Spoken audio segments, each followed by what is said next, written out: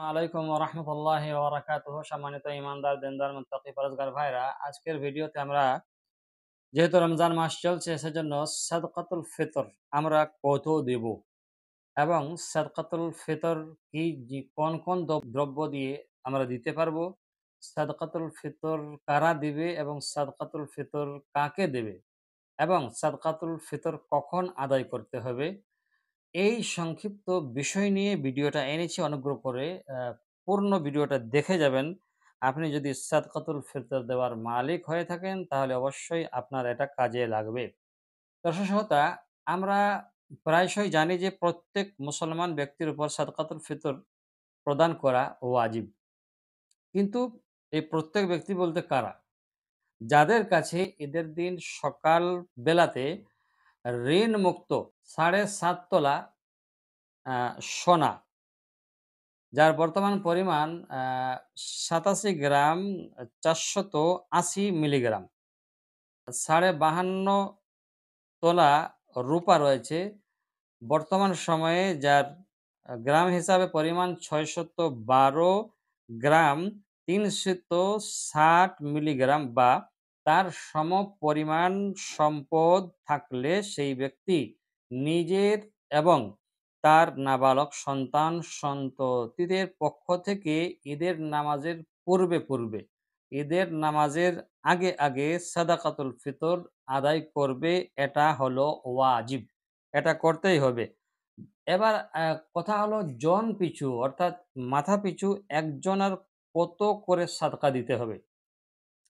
তো জন পিছু যদি হিসাব করা হয় তাহলে বলা হয়েছে আধা সা গম বা আটা বা ১ সা পানির কিশমিশ।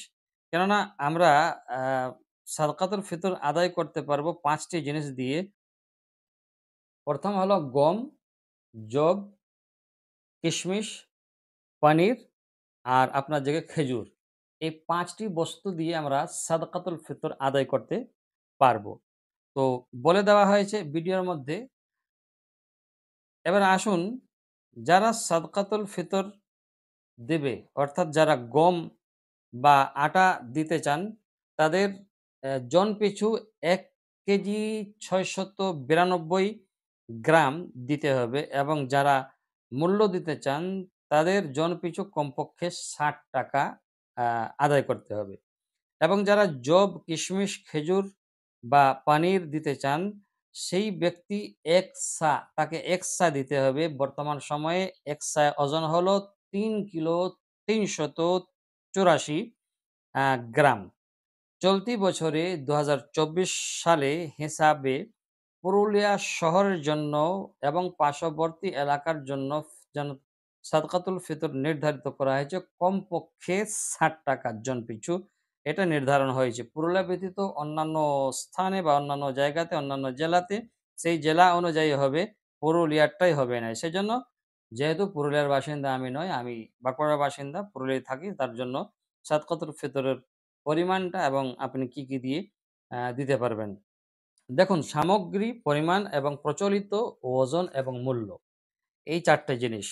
গম যদি দেন তাহলে আধা সা অর্থাৎ ১ কেজি ৬৯২ গ্রাম গম আপনাকে দিতে হবে। তার পরিমাণ যদি দেন অর্থাৎ মূল্য যদি দেন তাহলে আপনাকে ৳৬০ পয়সা দিতে হবে।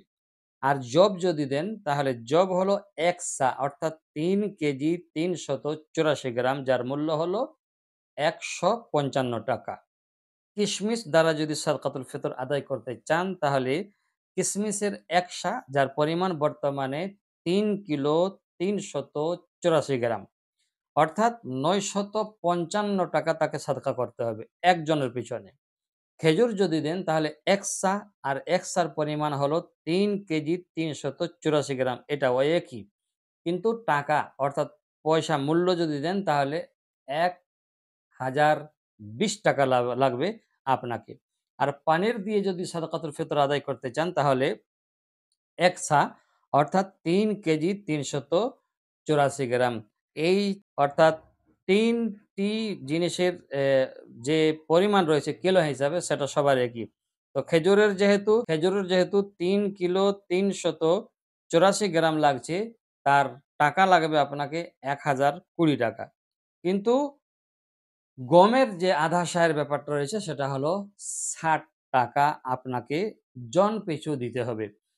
এবার প্রশ্ন হলো এই সাদকাতুল ফিতর কি মসজিদে দেওয়া যাবে?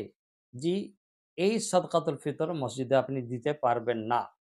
এই সাদকাতুল ফিতর গরিব, গোরাবা, ইয়েতিম, মিসকিন এবং মাদ্রাসা আ এইসব জায়গাতে আপনি দিতে পারবেন।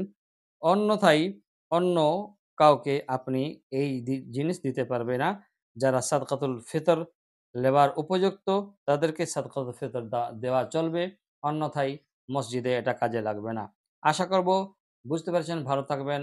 আসসালামু আলাইকুম ওয়া রাহমাতুল্লাহি ওয়া বারাকাতুহু।